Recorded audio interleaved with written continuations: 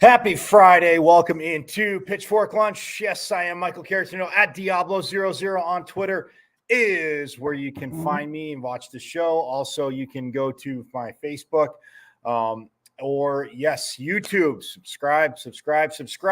It's at M as in Michael, V as in Victory, C as in Cat 005 on YouTube, at MVC005 on YouTube. Subscribe. And, yes, I know, efforting. If you heard me on the Sports Cave yesterday with my good friend PLR, Sports Cave with a K, you need to check my guy out.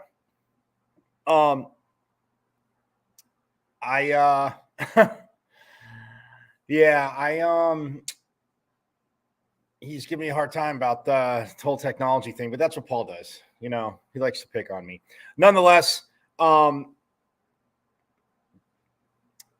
soon on KSRN again, you go to casual sports with the Z.com. That's KAZUALSPORTZ.com. You go to the homepage, it'll say download the app. You'll be able to take me to lunch with you. If you're driving, yes, I want you to watch. Yes, I want you to see interviews like we had yesterday with Sun Devil baseball head coach in his third season, Willie Bloomquist. So awesome to catch up with him. For those that missed it, I did promise you I will be able to re-air a coach's interview on Monday. Again, had a little fun with him talking, obviously, about his team, Pac-12. I know, and didn't ask him, but yes, the Diamondbacks won that series, and obviously Willie, being a Sun Devil, played for the Diamondbacks. Well, being a Sun Devil, he also played part of his 14-year Major League career with the Diamondbacks. I mean, just the intensity of coach, I absolutely love it. Absolutely love it. But that's just me. And, you know, but we will bring that interview back on Monday. We'll have it Monday for you in full, so you won't have to miss out. And we'll be coming off a very insane, fun weekend in Sun Devil Country, which got started off with a phenomenal W last night. The women's soccer team, they beat UW 2-1, and we'll get into this, break the game down, talk about how Coach Winkworth has his team playing, and I know I said I was going to try to get Coach Winkworth today. See, I don't forget these things. I know I do forget things. But he was unable to come on today, but we will have him on Tuesday. So yes, Coach Winkworth, before they only have one game next week because Oregon State opened up Pac-12 play here. But the Sun Devils next Friday have Oregon. I'm not skipping ahead. They have Washington State first Sunday, but I'm just saying we will have Coach Winkworth on Tuesday. So again, you'll get to see what Willie Bloomquist had to say about baseball on Monday if you missed it. And we'll hear from Coach Winkworth on Tuesday. Also efforting getting Coach Powers, Greg Powers, another Sun Devil alum who's a coach of the men's hockey team. And, man, just looking to build off of last season. I mean, they've had some pretty good benchmark wins. Just in the short time they've been a Division I program, which I want to say it's the fourth year. Yeah, have it in my notes. But nonetheless, efforting to get Coach Powers. Also, definitely want to have Coach Van Neal back on and some volleyball players. But we'll get to all that. But, yeah, soccer started the weekend off with a phenomenal 2-1 victory over the Huskies of Washington. And it was an awesome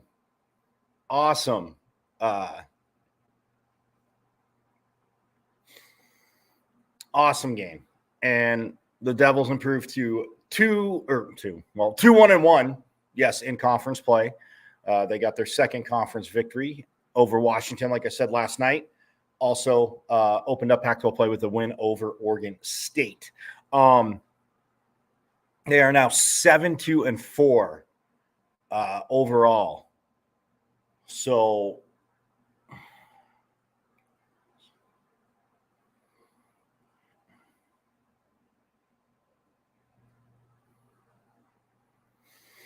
I mean, Stanford up top of the Pac-12 right now in women's soccer, 11-0-1. UCLA right behind them at 10-1, 10-1-0.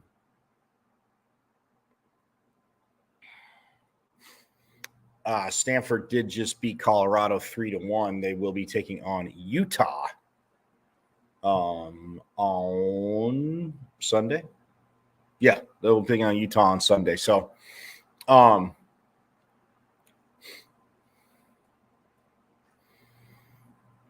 but yeah, I know for ASU though, I mean, look, you got Stanford, UCLA, USC, Cal, and then ASU in the standings. So,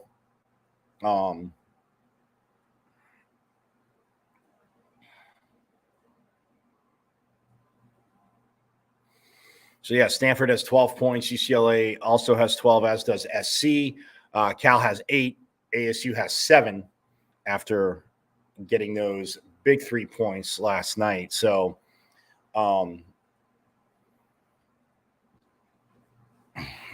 and Coach Winkworth talking about how huge that was, post game, obviously, to get the points. But yeah, so I look forward again. Just give me a little look ahead. But yeah, so Coach Winkworth on Tuesday, and like I said, Coach Bloomquist will be playing on Monday. Coach Winkworth on Tuesday, and then hopefully, actually, before they hit the road, we will get to talk to one of the players. I mean, and Asia Cologne had that goal last night by Cologne to regain the lead after Washington tied it up in the 84th minute, and literally 30 seconds later, Cologne gets the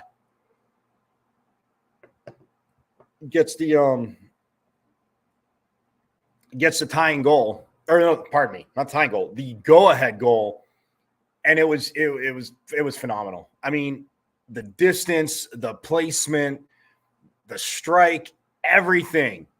If you weren't there, if you were there, you saw. If you weren't, you unfortunately missed it. But again, we'll get to that. And Ella Opfine scored the first goal actually in the first half, put ASU up 1-0. And then, like I said, Washington answered just into the 85th minute, and like 30 seconds later, the Sun Devils, again, who have played such a beautiful match. I mean, Washington, and I'll get to the breakdown. We'll get to that. But defensively, again, they played a very, very solid match. But, yeah, Washington ties it up. And then 34 seconds later, Anasia Cologne just with the laser and the hammer from 35 yards out. Yeah, that is just insane. Absolutely. It was such a phenomenal shot. And again, if you were in the stadium,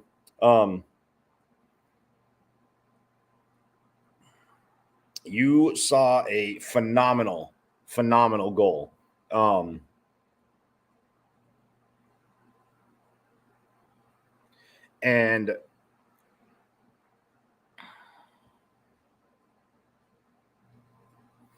And the soccer team, I mean, the way they play, yeah, I mean, they went toe-to-toe with Stanford. Like I said, they became almost the first team in almost, a decade to leave, or, well, yeah, almost a decade. But either way, to leave with a point. Yes, they didn't.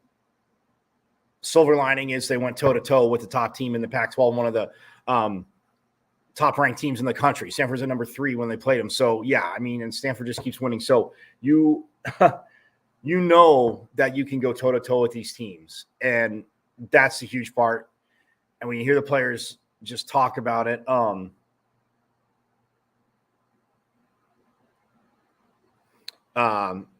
and even coach talk about it, but, even during a game, he said there's, not things that he's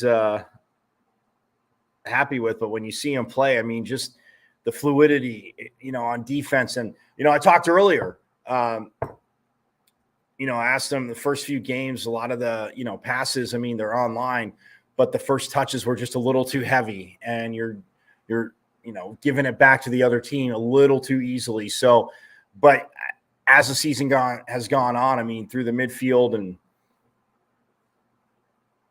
everything, especially, I mean, even building up to last night against Washington, like you could see it's just cleaning it up. So, and I will mention this later again too, that I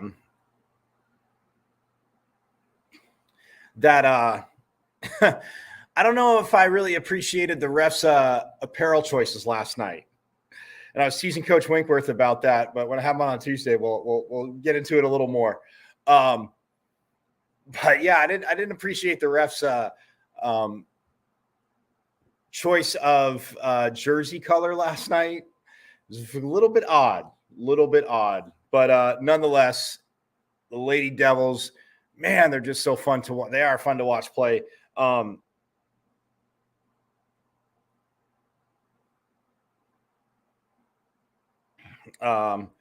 But yeah, it's again, it's just absolutely awesome what they did. Volleyball, like I told you earlier this week, as we transition to that, we'll talk about it on the show. The LA Schools, USC tonight at 7 p.m. in Desert Financial, not in Mullet, in Desert Financial Arena, because in Mullet tonight there is exhibition game between the Sun Devils and that club team from down south, who, again, working hard. They just not a Division I team, but it is a exhibition tonight against U of A at Mullet Arena. So that is also going on tonight. And that's tough, man, because I obviously love both. I mean, if you can get over there, you want to check out a little bit of the check out some volleyball against SC, and then maybe shuffle over to Mullet Arena, see some of the exhibition.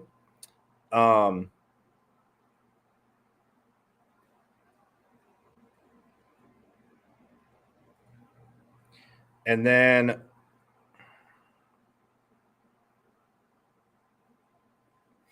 I mean, it's like, again, I of course get excited about pretty much preseason anything, except for as much as I love football on the pro level. I mean, since there is, preseason games, but except for football, really. But yeah, I mean, hockey going out there. Oh, I love it. But volleyball, what they're doing. Sun Devil Nation. Either way, go out and support. Whichever one you pick, definitely go out and support either team, which is, obviously very, very awesome to do. Also, I think I have told you that there is swimming today too. And that gets underway, I want to say, in about 2 hours, less than 2 hours. Yeah, UNLV at the Mona Plummer Aquatic Center. Look, on the men's side, you can go check out this team. Again, Coach Bowman was recently inducted into the International Swimming Hall of Fame, and rightfully so. But yeah, the men coming off of their first ever Pac-12 championship last year, looking to go back to back. And because it's the Pac-12 as we know it, yes, unfortunately, is over. And after this season, and it still frustrates me and fires me up, but in an annoyed way that's what happened. So 2 p.m. though, men's and women's. Hey, can't forget about that. They had a 5th place finish last year at the Pac-12s. And again, looking to climb up the charts. Yes, there's a lot of the season left to go, but just saying. Yeah,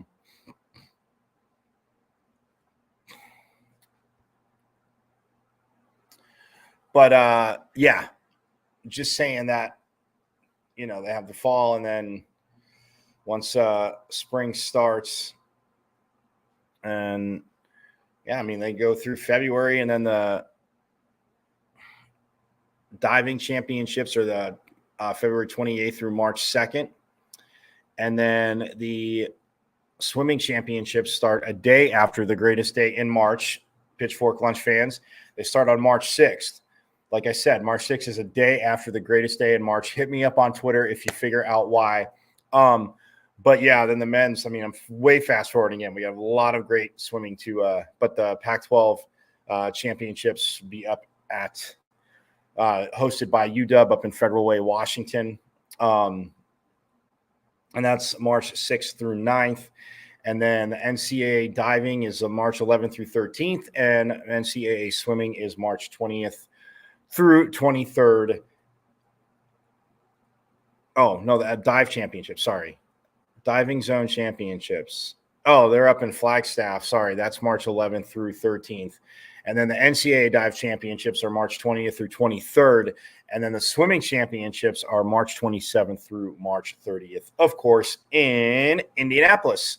The diving is in Athens in Georgia, hosted by UGA. And then the diving championship, but the diving zone championships are up in Flagstaff. So again, just, getting your calendar way far out ahead. Again, a lot to cover.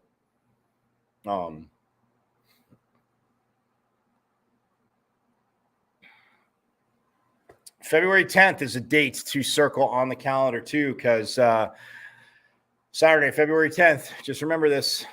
It's a day before the Super Bowl, but they are down in Tucson. Are the swimming teams to take on Arizona. That is the last head-to-head meet of the season before, like I said, all the championships, Pac-12 championships, and all that starts. But so far they are 2-0 are the swim and dive program on the men's side. 0-2 on the women's side, but again, just they had to beat at Georgia. UNLV today, though, 2 p.m. So you have that today. Tomorrow, 3:30 football. Colorado, another sellout. It's at 3:30.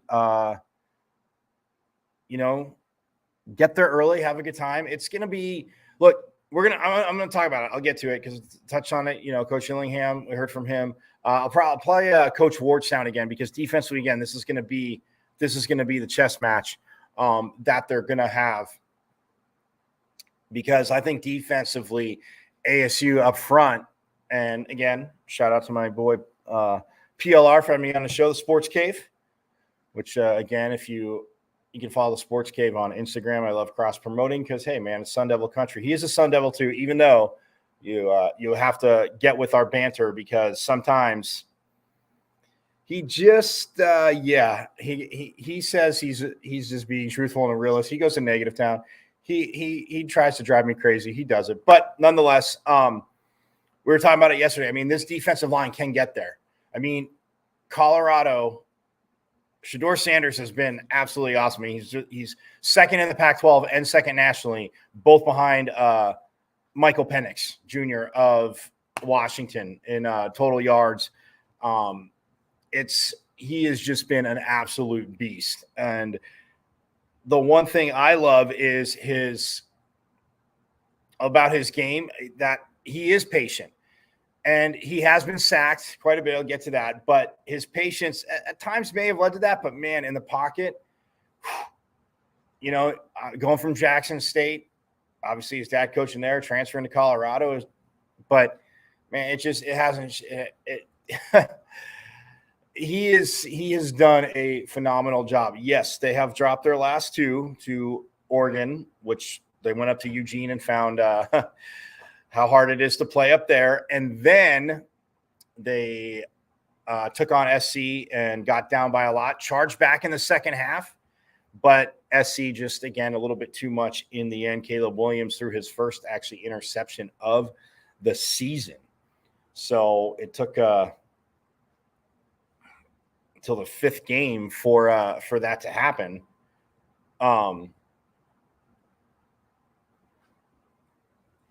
But, man, or actually their fourth game because they had a bye before ASU did USC. Nonetheless, so Shedeur Sanders coming to town. Look, there are things at ASU. Again, are they going to have to do it right? Yes. Are they a little banged up? We know the answer to that. Unfortunately, yes. But there are things that I think Coach Ford will be able to do on defense that can at least neutralize to an extent what Shedeur Sanders is going to be able to do because he has been absolutely lights out. Trenton Bourguet getting the start again last week at Cal. It just came down to that. Again, they got a 4th and goal stop. The defense did. And then, first place 20 yards and they're up about the 40-yard line. And they couldn't convert on 4th down and they fall to Cal 24-21.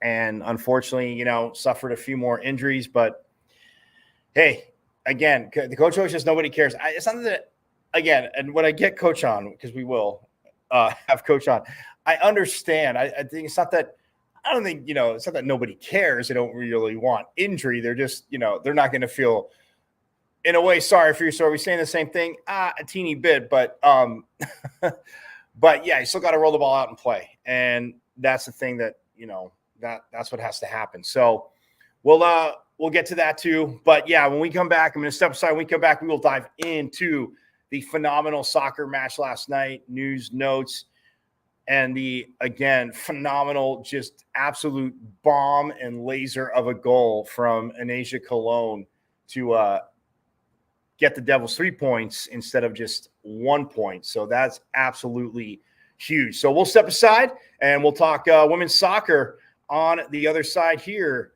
on Pitchfork Lunch.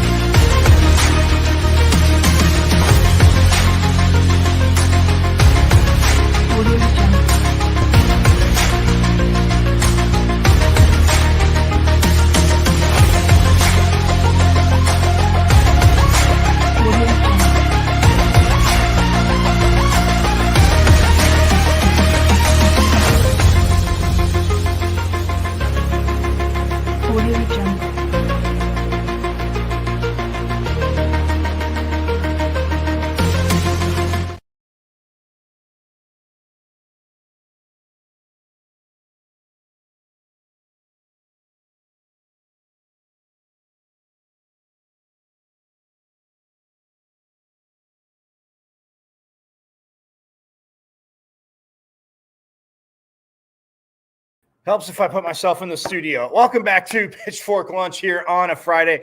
I am Michael Carrasino at Diablo00 on Twitter is where you can find me. You can also check it out live on, Twitter, on my Twitter, but my Facebook. Hit me up on Facebook. But YouTube. Go to my YouTube channel. It's at M as in Michael, V as in Victory, C005 at MVC005 on YouTube. Subscribe. The shows are all up. If you miss it, if you can't join me live for lunch, hanging out, going around ASU sports, talking coaches, players, games, obviously matchups, all that good stuff. It's one of those things where again, it's you're eating lunch, you might as well enjoy it in Sun Devil Nation. And yes, no, not everything is all rainbows and unicorns. You can get that from my tone when I talk about the Pac-12 being, done after this year. And with talking to Willie Bloomquist yesterday, again, a lot of the same feelings. So it's yes, new opportunities, but it's frustration. But yeah, no, hey, things need to be talked about. Look, it'll be talked about. But again, we don't always go to quote unquote the negative town. Or like I say to my guy, Paul, PLR, you can check him out on the Sports Cave with a K. He's just going all negative. He's just trying to get me down, but it's all right because he is a Sun Devil and he says he's a realist. So fair enough. But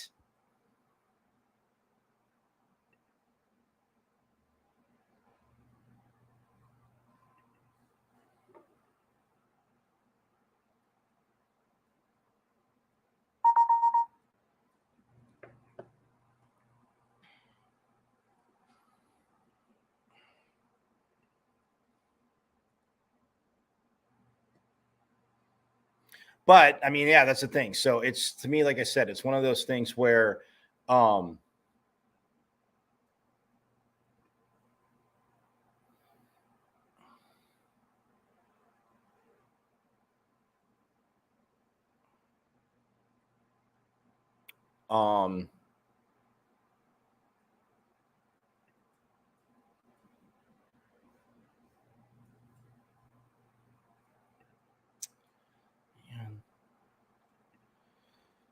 anywho, but no, it's one of those things where when we look at it, it's, to me, like the way, let's get to soccer. We'll get to soccer because I said we're going to talk soccer. So they get the 2-1 win against the Huskies last night. And it kind of was a pseudo tale of two halves.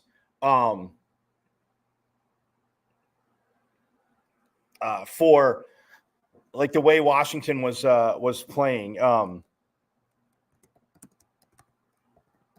And because in the first half, literally, they were just trying to, they were not playing boom ball, but I'm saying they were packing it in against ASU. Like even their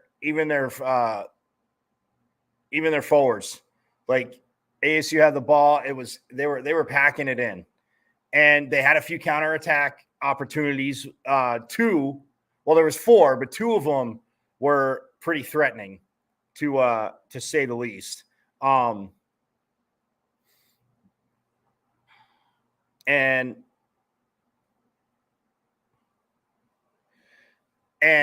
ASU defense, even on those threatening ones, was able to make plays.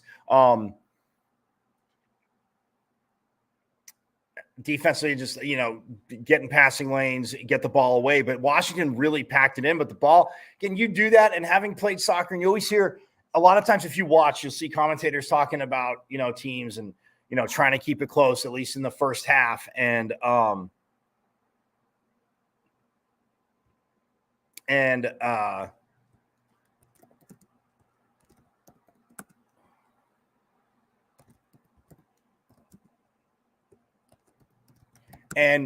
you'll hear commentators talk about that because the way they're playing it, right? The way they're playing it, it's one of those things where you can't, sooner or later, even with those numbers back, ball gets knocked around, somebody, and yeah, you're taking a lot of shots from distance. So defensively, of course, and a goalie, you'll take, somebody taking it from, outside, top of the 18, 20, 25, 20, 25 yards out, because chances are your goalie's going to be able to make the play.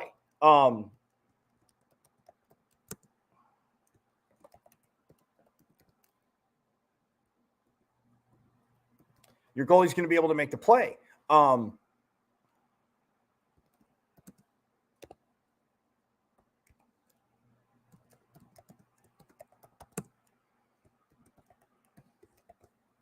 And your goalie's going to be able to make the play. So, yeah, you pack it in. I mean, that's kind of, what you're looking. You want them to take it from distance. Now, yes, can players, especially to higher levels you go up, hit from that distance? We all know that. Absolutely, yes. And if you've played the game, they can. But for the most part, like, it's just not threatening. And the goalie's making, comfortable saves, getting, into the game. But the risk you take is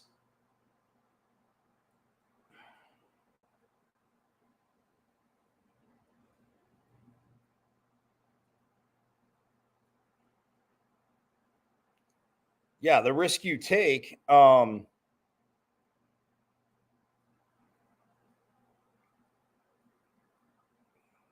is getting the ball knocked around and giving up a goal while you've had your team packed in like that. So it happened. It did happen.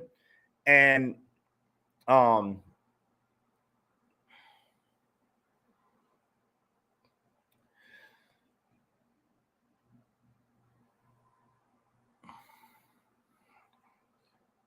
and the Devils got the goal. Ella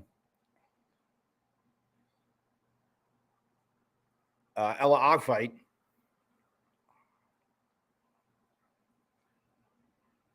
from Norway, mind you not, one of 10 international players, side note, on this Ella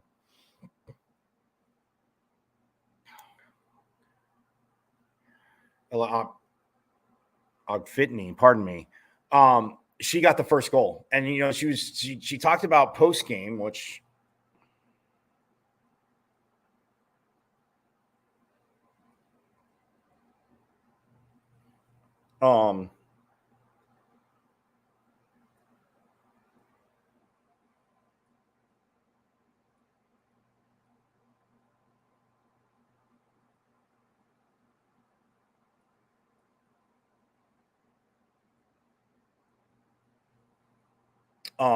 she talked about it post game, playing that holding mid, and even Coach Winkworth talked about it. A little bit of a position change, instead of playing that holding mid, playing more up front. I mean, she's listed as a midfielder and a forward, but she was able to get that goal, and you get that first half goal early confidence. But Washington, I mean, defensively, they were making plays too. They were packing it in, and you could tell that ASU was frustrated just a little bit due to the fact that a few shots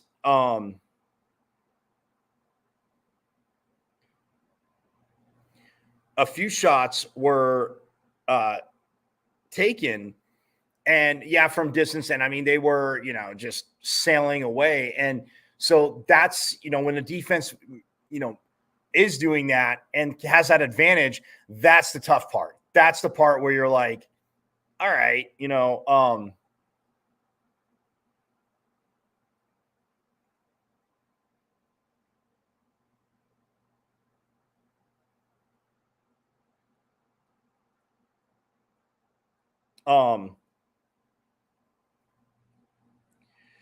that's the part where, when you look at it, it's one of those things where,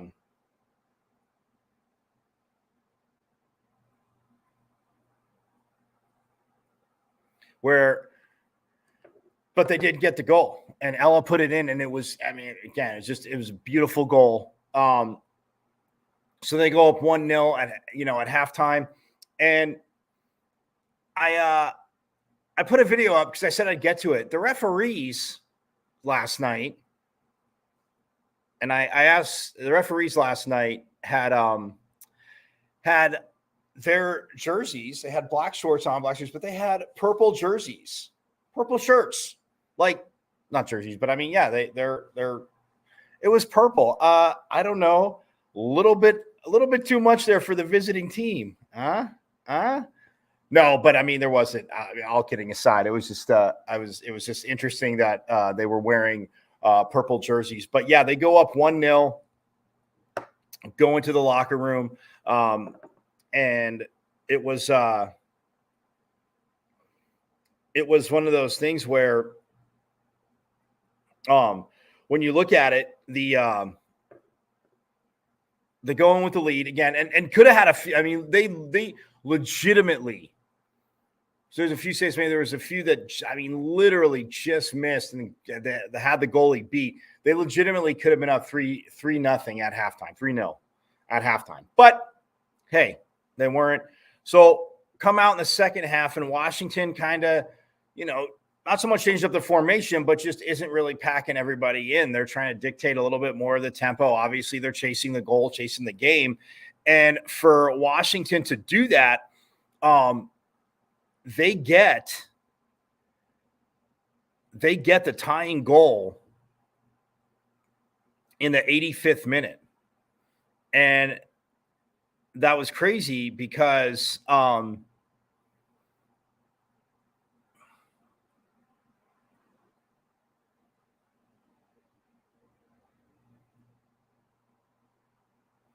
Washington got the equalizer. It was in the 85th minute, and 30 seconds later, Anasia Cologne, like I said last night, hammers a ball, and I said 30. I didn't give her enough credit, from 35 yards out, and it goes just in the upper 90 underneath the crossbar. The goalie literally broke over to it, but Cologne could have had the pass, and Coach Winkworth talked about that post-game, how she could have. He was like, oh, it's like, no, yes. It's like pass, yes, it's a goal. I mean, how she struck it and just gets it to curve away from the goalie. If you haven't seen it, I tell you this, if you go to Sun Devil Soccer on Twitter, because I was like, oh, I thought she was going to pass, and I literally was just starting to take video, and it goes in. It is a phenomenal goal. It is one of those things where literally, like, from 35 yards out, it was astounding. I mean, when you look at it, heck, you know what? We'll try something new. I'll literally show it to you. So this is Anasia Cologne's goal last night. Oh, no, you can't see because of that. Never mind. Just kidding. Won't do that. But go to at Sun Devil Soccer and look at the goal. I mean, she bends it. The way she strikes it, she just gets it to outbreak. Not so much bends it, outbreak and drop. I mean, you're 35 yards out. Just the precision in and of itself you need is absolutely insane. I mean, I didn't see SportsCenter's top 10 last night, but I guarantee you that should be SportsCenter's number one, because she bends it, she strikes it, right? She's facing a goalie, and she's, just not right in the middle of it, but she's about just past middle of the field, and then she puts it onto her right foot, and it starts out, and the goalie has to pause because it's coming at the goalie, and then it just starts veering beautifully off to the right and dropping, putting it in the upper 90. Guys, phenomenal goal. I literally, I'll have to go back and look, but I want to say that's the goal of the Pac-12 this year. To this point. Non-conference play and start of conference play. Cologne is just, it crushes it. It was so, in real time, you're like, are you kidding me? And then you see the replay, and like I said, she's 35 yards out. 33. I mean, either way. And it just bends into the upper 90. It just veers drops in to the upper 90. And the goalie, literally reading is coming over and has to be feeling helpless because she had that little pause she had to take when the shot first went up. that is the key. And to be obviously a striker like that, but that puts you in the world-class level, because it looks like she was trying to go far post, and UW's goalie just paused for that split second and then came over and was reading it. But man, 35 seconds later, and they played a game good enough to win. I mean, Washington, again, they packed it in. I talked to Coach Winkworth about that. Like, was he surprised? I said, a little bit, because they were trying to counter, but at the same time, like, he expected them to not just have those few, opportunities on the counter. And I mean, they have the ball a little bit in Sun Devil territory, but man, I tell you, it was just absolutely, because Washington, again, defensively say, okay, they put forth the effort. Yes, they gave up the one goal. They get the equalizer. They earn the point. But ASU overall, and look, there's a lot to be cleaned up on, because I, had kind of asked Anasia Cologne because she was, playing the right side, and there is a lot of times in the second half the ball was on the left side of the field, and yeah, to go all the way across, I get it. The defense can rotate, but there were some forwards and some midfielders wide open. And there was a few times Washington made the play, so I give the Huskies credit. They made the plays, they got out of the way, or they got the ball away from ASU.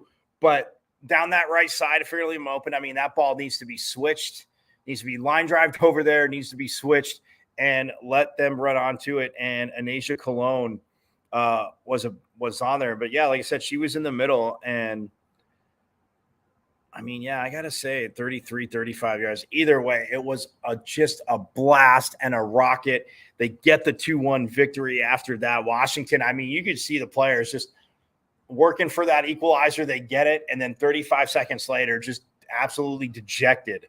Again, knowing how hard they had to work for that goal. And again, Washington's goal, it wasn't a bad goal. And once again, I mean, Coach said that Pauline Nels was just so frustrated she didn't get the clean sheet. But the thing is, she had to make one save in the first half. And again, that wasn't so much on a counter. She made a save in the first half.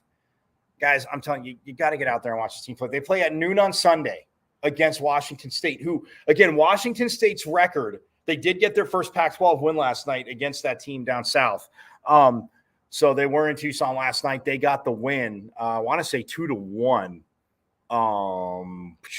Washington State, where are you? Yeah, they got 3 points. Yeah, they beat Arizona 2-1. So now they're 1-3, but there are 3 losses in the Pac-12, and I feel bad, because when I was talking to Josh Fisher, the great the SID for women's soccer, well, co-SID along with Steve. So glad that Steve Rodriguez is back. Yes. But Josh and I were talking. I mean, you look at Washington State's losses, they were 0-3, but they lost to Stanford, UCLA, and USC. Oh, who are the 3 teams up top of the Pac-12 right now with 12 points? Stanford, UCLA, and USC, who haven't all played each other yet. UCLA just beat Oregon State 6-0. And USC, it looks like they beat Oregon. Yeah, USC beat Oregon 3-0. And they play Oregon State on Sunday. So, yeah, it'll be like when SC and UCLA play each other, it'll be very interesting. So Washington now will head down to Tucson. But more importantly for Arizona State, like I said, they play Washington State. At least they got that first conference win, because I said it the other day, any sport, any level, a team looking for their first win, overall win, or a conference win, yeah, you're going to have to pack your lunch, because they are coming after you. And that is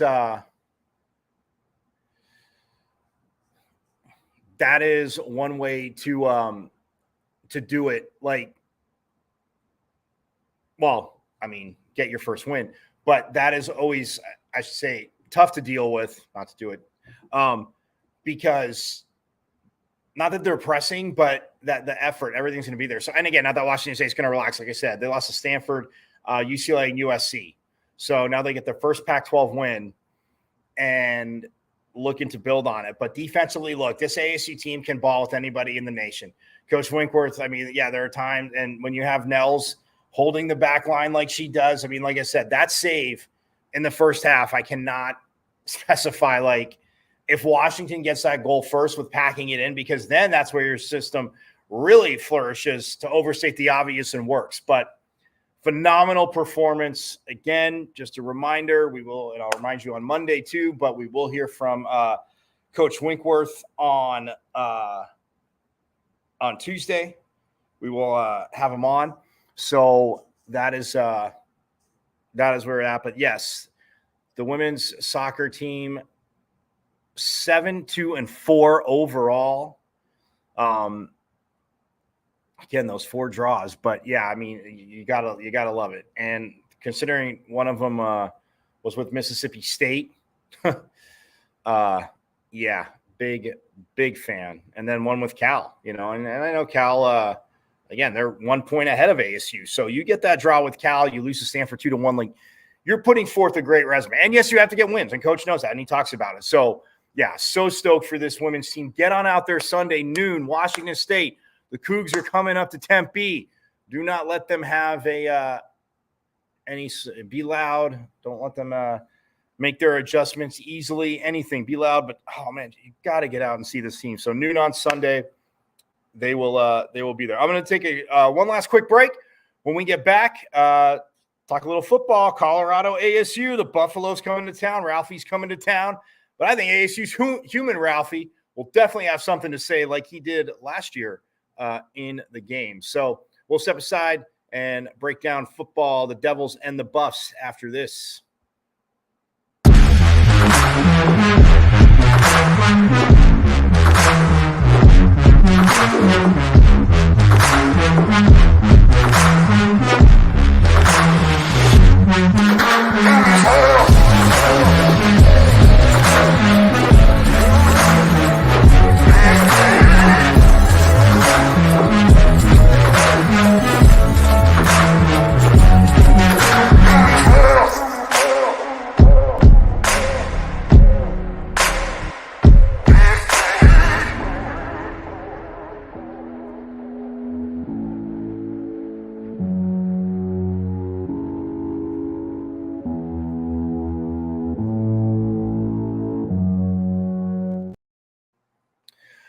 All right, back here on Pitchfork Lunch. I am Michael Carrithino at Diablo00 is where you can find me on Twitter.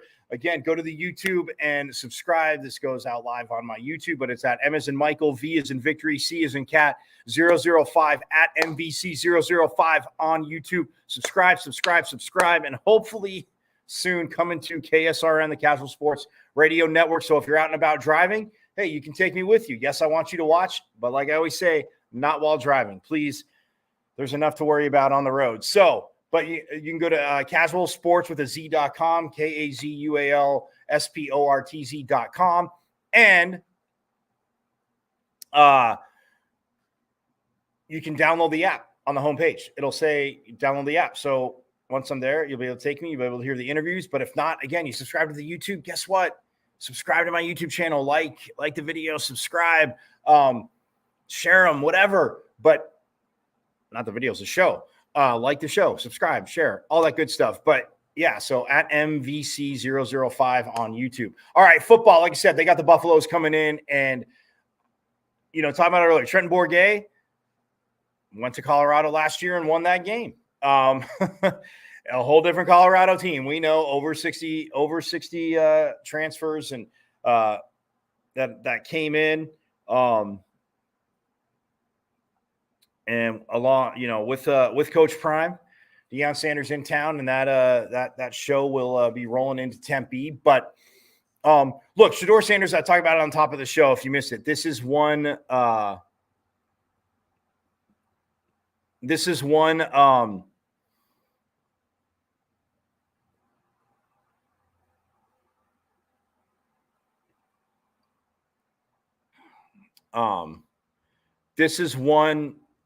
quarterback that, look, I said he was patient, and if it sounds like I'm saying to a fault, no, you want your quarterback to be patient. Again, he's making reads. He's not just like, okay,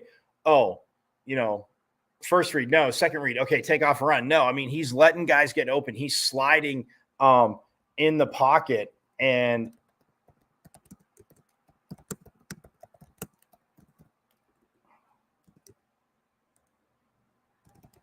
he's sliding in the pocket. He's giving receivers more time. So again, if you're not getting to him and dropping him, like, you're asking your secondary to do a lot more. And, yes, you want to keep him in the pocket. If he does get off his mark, if you get him off, his mark, like they say, but when he slides, he's making plays.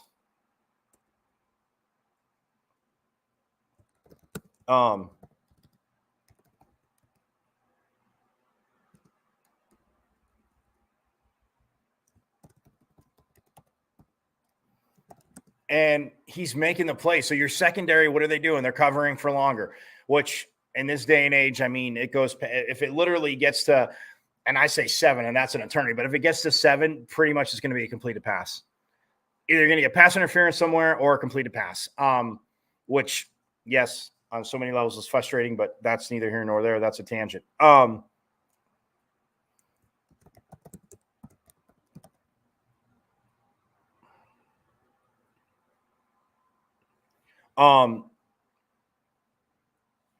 So pass interference or, like you said, a completion for the most part. But Shedeur Sanders is doing that. I mean, like I said, he's second in the Pac-12 in total yards.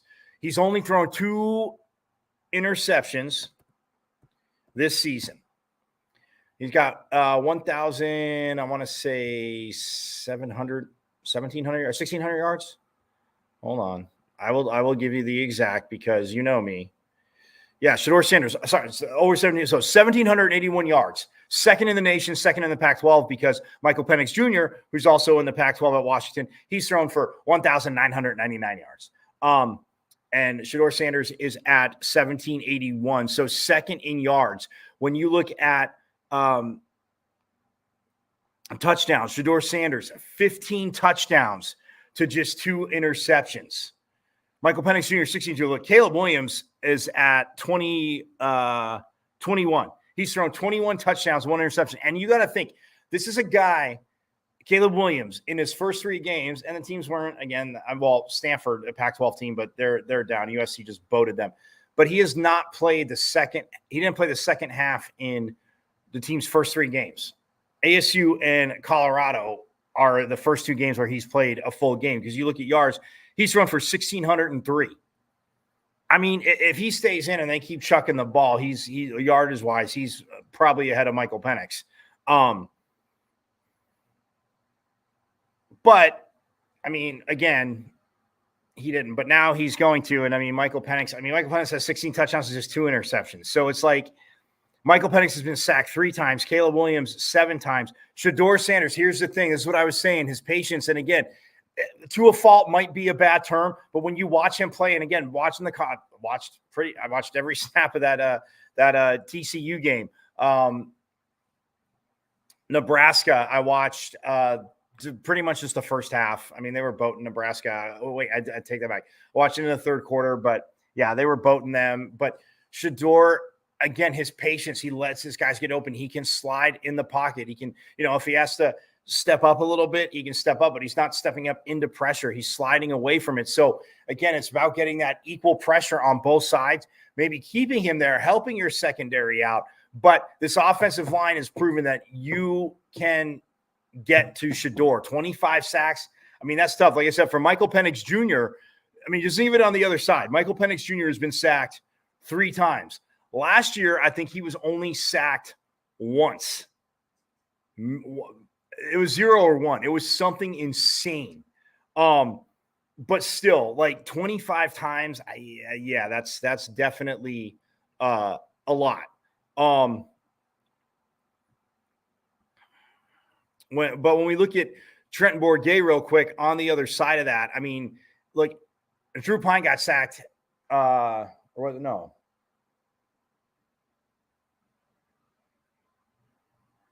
Well, yeah, Pine got sacked 8 times against USC? Yeah,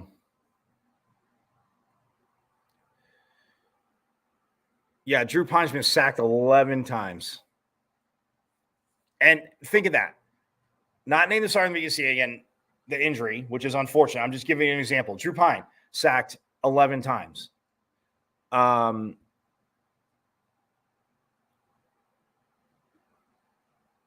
Bourguet actually hasn't been sacked. He's thrown interceptions, but he hasn't been sacked. He's thrown 2 picks, but has not been sacked.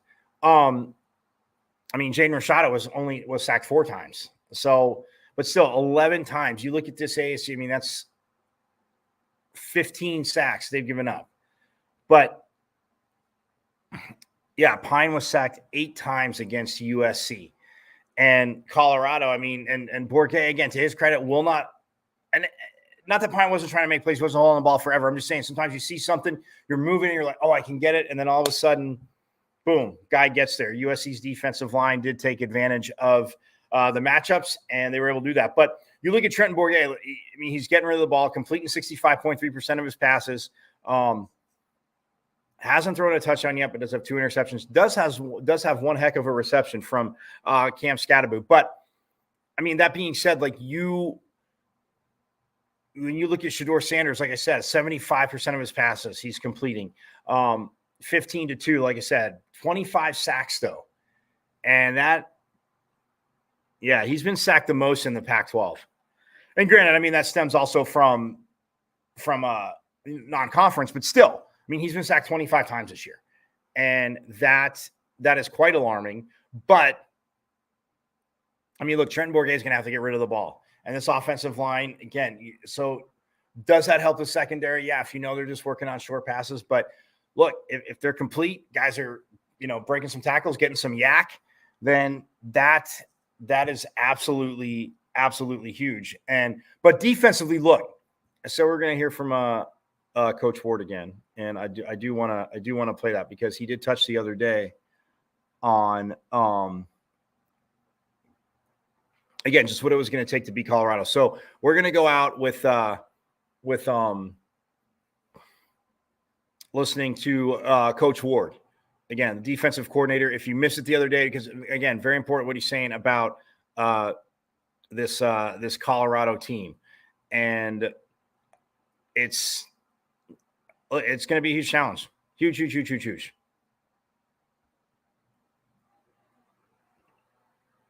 And without further ado, here is Coach Ward from Wednesday. We're still having good practices. Our guys are continually moving forward and understanding the system a little better. And we want to win. That's the purpose of it. That's why we play. To win. And there's no moral victories or anything like that. So we feel the same way at the end of the loss, and the reward is winning. So those are going to come if you continue to do things right. Has it felt just a lot of bad luck with the inopportune injuries and not generating turnovers when you probably should be for the amount of pressure that you're getting and stuff? And again, if there was if I had the right answer, the magic trick to start getting the turnovers, to start getting the wins. If there was one thing, that's what we constantly search for. Is maybe just to get one advantage or one snap or one situation where we can either predict what they're going to do and be in the right call, and then you got to get all 11 guys doing the right thing together and playing confident in that call. So it really is a process, and I know it may seem easy. And and some things you just turn around. Hey, just turn it around. That's what you're that's what you're supposed to do. But the reality is there's a lot more that goes into it. It's all these little things that we can control. As long as we control everything we can control, then the predictability for wins is going to be much. You guys are really, really thin at linebacker, obviously. And what can you say about McCullough? Really stepped up Saturday, and now you really need him. And what can you say about maybe the role he's going to have now? Yeah, not only Caleb, but like James Junkum and Kavion Thunderbird, and Tate's been consistent all year, but he's fighting. He's fighting through some. He's been fighting through to stay healthy, and all those guys. They come to work every day, and they just do the right things, and they follow the process, and they continually get better, and eventually you know, their better is going to be better than the guy that they lined up across, you know, from them. And that's what they're trying to do. They're trying to be completely prepared, and those are the type of people and those are the type of guys, just foundationally, that you want to build your program on. And then with, I mean, Shamari too. I mean, obviously, you know, he can obviously play and make plays, but just playing what he's playing through. What do you feel that says? I mean, to the secondary and the rest of the defense. Yeah, I mean, he's a great example of a guy who just loves football, and he comes to work every single day, and he's you can tell he just loves being out there. He loves his teammates, and he's really, again, another guy that you just build everything on. And he leads by example. He doesn't say a whole lot, but you know, he's a guy that you just really trust and his teammates trust. Yeah, Colorado likes to try to generate athlete advantages in the passing attack. So, what are some of the challenges presented by that?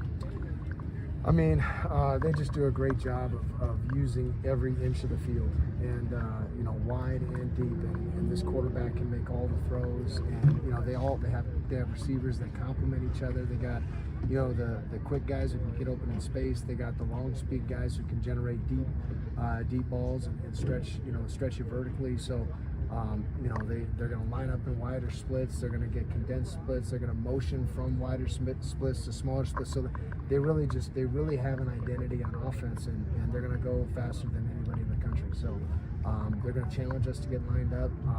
They're going to challenge us to be able to communicate and be able to execute our defensive calls, especially situationally. And you know, it's going to be a challenge for us. Yeah, it's going to be rough. And Coach, being without Trayvon Brown is obviously difficult, but to see him out here on the sidelines, bringing the energy every day, and maybe potentially acting as a player coach, how important is that to you?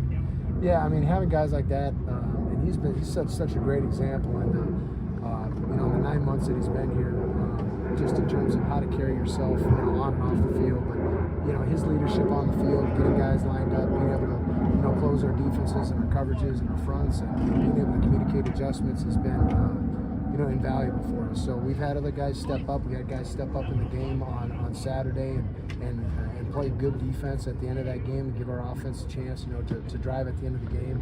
And that's what we're going to expect this week. And you know, like I said, the challenges that offense gives us is very different than what we've seen so far up to this point. So it's going to be a great test for us, but we're going to be ready for them. I mean, we really are. So it's not an offense that I'm unfamiliar with, and you know, and me and the offensive coordinator have history together, and we work together at 2 different spots, and so you know, just being familiar with each other, I think there's going to be a lot of chess match to it too, and yeah, it's going to be good to see him. How many late night football conversations have you guys had over the years? Just strategic You know, stuff? not many. Not many. I mean, he moved on. He ended up being, you know, a head coach at another school, and I stayed at Syracuse. And but no, we had a good relationship. We had a good, you know, office right next to each other in Bowling Green, and we've talked a lot. We've done many car rides together. It's going to be good to reconnect. With the tempo with which Holland plays and with your depth being a little bit thinner, what sort of things are you trying to do to prevent, you know, potentially the defense hitting a wall late in the fourth quarter and that sort of thing? Yeah, I mean, that's their goal. Their goal is to be able to win the fourth quarter, get you tires so they can score a bunch of points in the fourth quarter. So, you know, we're trying to simulate the tempo. I mean, obviously you do the best you can to simulate that tempo, and you know, and really it's going to be just, you know, it's really going to be about all 3 phases. You know what I'm saying? And I'm sure Coach talked about that, and you know, it's really going to take, you know, everybody to win this football game. So you know, if we got to rely on some guys, you know, in the fourth quarter that maybe haven't played as much, we're trying to get those guys ready as well. So. Coach, their running back number 3 has had versatile skills both outside of the backfield receiving and rushing last week, especially against USC. How are you trying to account for his versatility and ability to do damage in space? Yeah, it's hard. I mean, it's hard to simulate that kind of speed, that type of dynamic ability. So, I mean, it's really, again, you know, they got a good football team. They got great personnel. But at the same time, they got a really clean system that they're running on offense. But it's about us defensively. It's about us being able to execute, you know, keep the ball in front of us when we need to, show pressure and bring pressure when we need to. And you know, when we got to be sticky on routes, we got to be sticky. When we're going to play, you know, loose coverage and play bend but don't break, you know, then we got to keep the ball in front of us and be able to tackle in front of us. So it's really about us executing our game plan and getting everybody to do their 111th, and if that happens, we'll play solid. Thanks, Coach. Okay, thank you. Thanks. You heard Coach right there. I mean, again, guys that are playing the role, Shamari Simmons, I talked about him earlier in the week. It is going to be defensive. It's going to be a defensive test. I mean, they get every week for the Devils. I mean, you faced a Cal offense last week that stuck with one quarterback, but Jaden Ott was able to run the ball at times. D-line can't get worn down like that. And that's what Coach is talking about, doing your 111th. Everybody doing their 111th and like they're supposed to do. And they'll make the play. So 3:30 kickoff at Sun Devil or at Mountain America Stadium, home of the Sun Devils. So yeah, stop myself short. Still got another 25 push-ups to do. Man, get it. You know, supposed to be a packed house, sold out. Get out there, see if you can get some tickets if you haven't got in. Hit me up on Twitter at Diablo00. I'll chat. You know, we'll come chat. Talk about what if anything I said works for the Devils getting a win. But yeah, you can follow me on Twitter. Have updates from the game, post game, all that good stuff. So yeah, I mean it's game day tomorrow. But tonight, let's go. Let's keep that winning going. The women's soccer team again. Hats off to them. They were able to get the victory yesterday, last night over UW 2-1. Hey, let's go out and beat SC tonight, baby. Forks up. Let's go. Let's get this matchup going, and let's get the Lady Sun Devils volleyball team again 15-1. 15-1, kids. Only dropped one match all year. Just went to their first 5-setter, so they've dropped. Let's see, 3, 6. They've only dropped 7 sets in 16 matches. Yeah, that is called dominance right there. And they got a tough one tonight. Another tough one tonight. Get out to Desert Financial, support them. And hey, in the next hour, if you can head out to Tempe, get to the Mona Plummer Aquatic Center and check out the swim team. So I'm going to get out of here. I will see you Monday. Everybody have a great weekend. Let's go. Get out to Sun Devil events, sporting events. Volleyball, football, soccer, hockey, swimming, whatever. Get on out there and, you know, hey, say, hey, I saw this on Pitchfork Lunch. That's why I'm out here. Go out there and support it. Everybody, again, have a great, safe weekend. I will see you on Monday. Again, same bat time, same bat channel. You get to see, I will re-air the Willie Bloomquist interview. Again, they had their fall media day, so got to catch up with Coach Bloomquist. Absolutely awesome. So, yeah, and we'll have more to come from baseball too, but we'll see Coach Bloomquist on Monday. So I'm going to get out of here. But again, as always, fans, you know it. Have a great weekend. And yes, forks up.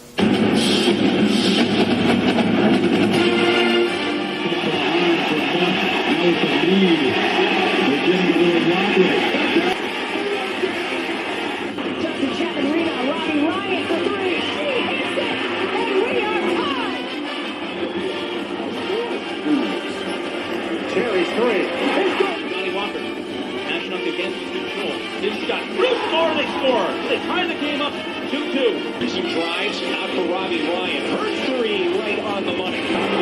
This is Taya Hansen for 3. Other side of the rim with a pretty reverse. Wow. 5 seconds to go. Find Hawk. Hawk spins. It rolls on. And Arizona State wins it. Edward pulls off and buries the puck. Daniels takes his shot.